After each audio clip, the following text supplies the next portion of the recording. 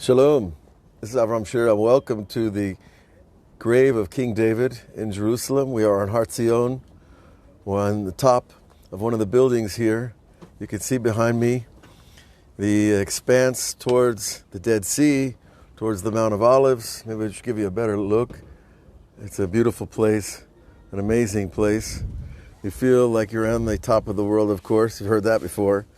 But it's also the ceiling of the world, because this is the place where God chose to reveal himself and build his house. And today, in memory of King David, because he was considered the greatest Jewish king, and also in honor of my grandson's birthday and his third birthday, we cut the hair on a Jewish boy, and we leave the side locks behind because the side locks are parallel to the two temples. Well, there goes the bell from the the big church over here. The two temples are the two aspects of the mind, the right and left brain, which unify in the center, which we call dot. Now we'll be learning with this idea of dot for several days now in our daily class in Rabbi Nachman and Patreon. And in that idea of dot, of knowledge, is that there is a hidden love in your knowledge. But it's up here in the head. And this love comes from the beginning of time. And it needs to be revealed through your entire body, through all your traits, that you have love in your mind, love in your heart, love in your body, that you have love combines with your mercy, your beauty, your strength, your victory, your splendor, your loyalty, and your ability to command, which is an aspect of kingship. So these are, in a sense, the kavanot that the Arizal brings for bringing the lulav, the four species, on the festival of Sukkot that we just finished. And we're drawing down the power of the mind, the power of that hidden love into all the traits. And this is accomplished, the Rebbe says right here at the end of Torah 33, that when a person is kofeh his yitzro, he subdues his evil inclination for the sake of doing God's will, all of a sudden he releases that love from his mind. See, the heart wants to do what the heart wants to do. Your heart wants to do what it wants to do all day long and all night long. And our work as Jews and as people pursuing a relationship with God is to put aside our desire in our heart and make room for God's desire. And when we subdue, we kind of bend the heart backwards, we subdue that desire in the heart, we draw down dot, we draw down knowledge from the top of the mind all the way through everything, from your eyes, your nose, your mouth. Every single feature and trait in your body can receive from this knowledge, which has within it this buried drop of love. And he brings the verse, Yoman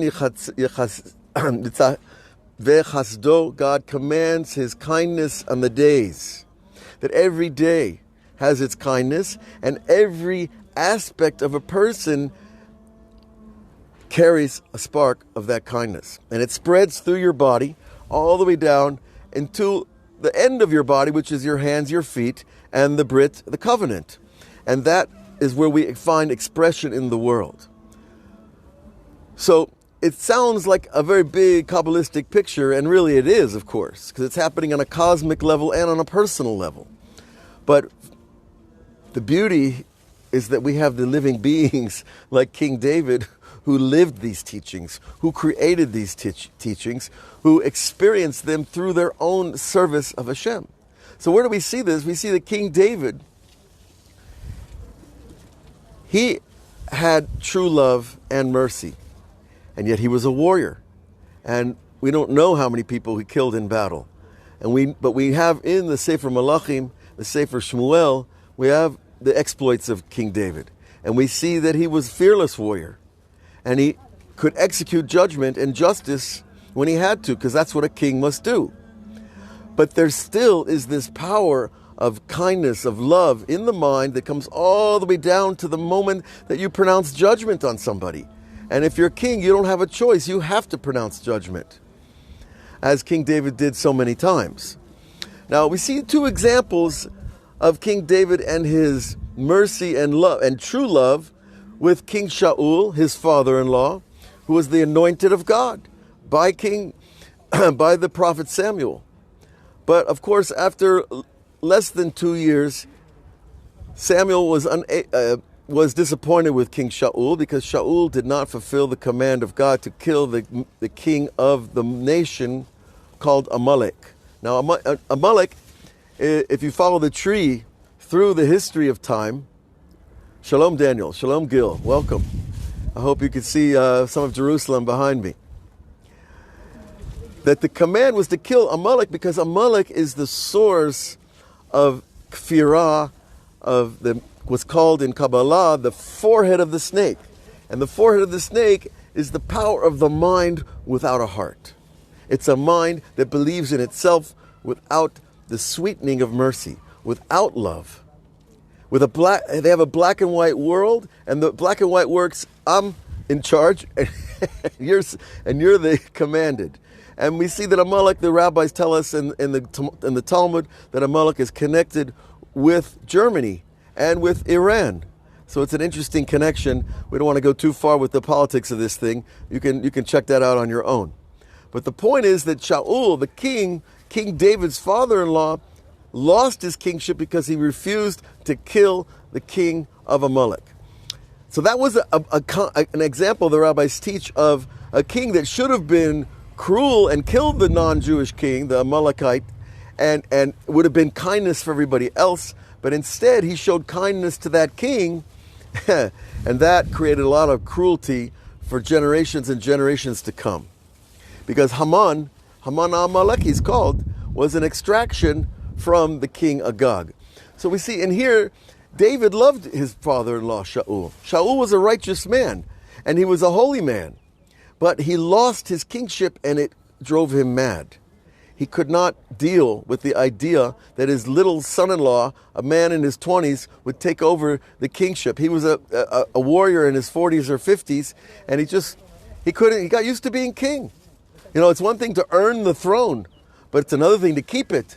And to face losing it was just too much. And so the Tanakh teaches us that King Shaul was hit by an evil spirit of jealousy, and King Shaul threw at 2 different dinners, King Shaul threw his javelin at his own son-in-law at the dining room table. And King David got away, of course. And so we see later in battle, David was anointed king, and in the battle, while Shaul was chasing David, one night while Shaul was sleeping, David found him in a cave.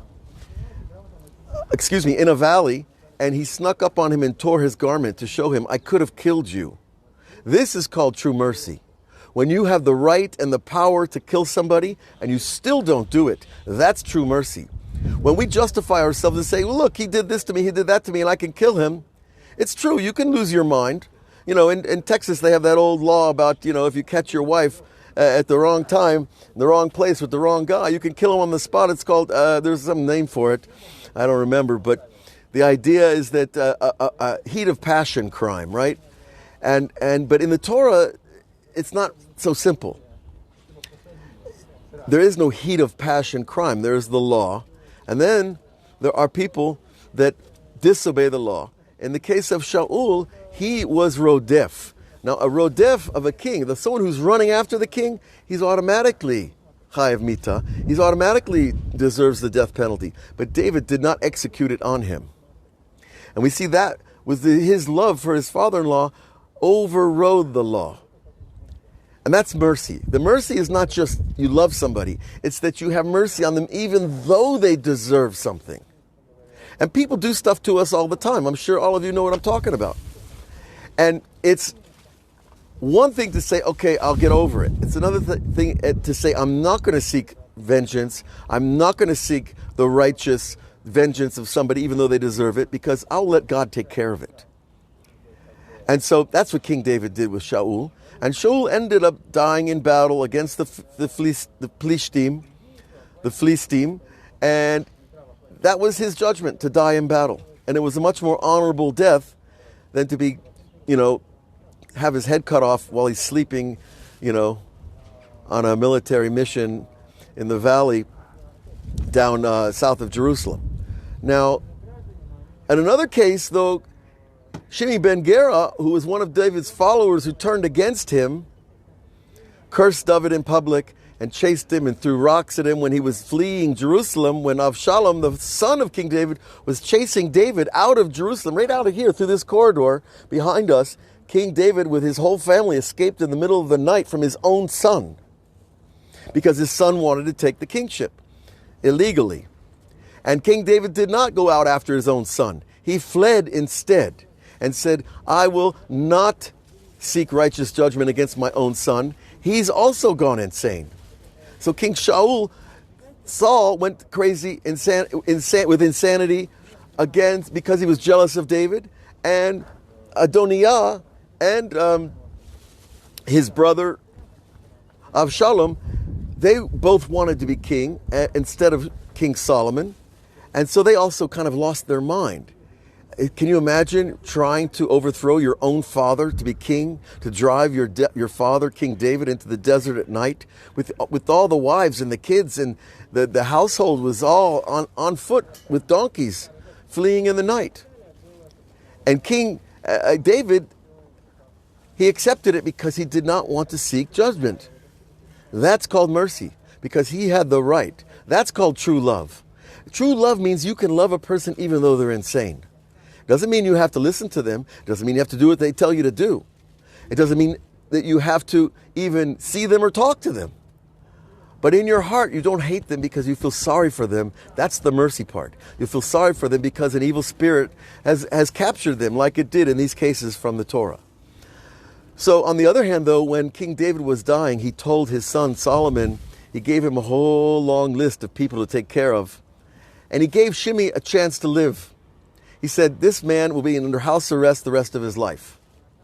I will not seek judgment against him. I will not seek vengeance against him. I will have mercy on him. But if he leaves his house, then he takes his life into his own hands. And that is what happened to Shimi ben Gera. He left his house one day, and King Solomon found out about it. And so he sent men after him to bring him to trial. And so justice was executed against Shimi. So you see here, King David still gave him a chance. So you see, mercy is not like feeling sorry for people because they're poor, or feeling sorry for people because, they've had a bad break in life. It's true, it happens. But mercy is going past the letter of the law to provide kindness and space for God to run your life, and not to seek revenge on people, and not to go after people, even though we can legally. You can call a lawyer today, and there's always going to be a lawyer who's going to take your case, and there's always going to be a judge that's going to hear it. But that doesn't mean it's right, because we already have a judge, and we have a lawyer, and we have a king, and he knows the way things should work out. And if we have the patience, divine justice and judgment will be executed.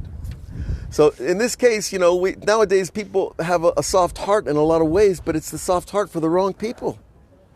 A soft heart for terrorists, a soft heart for tyrants, a soft heart for rebels and revolutionaries that are not truly the elect of their people. But rather they use fear, they use murder, they use public execution to subdue the population and take over their population, as we see in Afghanistan and other places all around the globe. So you see, this is against the Torah, and this is not the way we do things. King David, instead of fighting his son, he could have easily taken him out. His son had 50 runners with his chariot. King David was in charge of the entire army. But he wasn't going to go to battle against his own son. So, this is something we have to apply a principle in our own life. And, the memory of King David usually is associated with Tehillim, which is a book of repentance, a book of prayers that teaches us how to get close to God. And that book is full of miracles and divine names and holy verses and incantations if you know how to read the book. And there are other books that teach us about that. And that's part of the teaching of the Kabbalah that, God willing, will be revealed in the world. It's in the books now, but slowly but surely all the truth of the Bible is being revealed to the world. And then one day, the world is going to understand, and the world is going to see that there is only one God, and there's one chosen people, and there's one book. And if we all just get together on it, it's going to be world peace for everyone.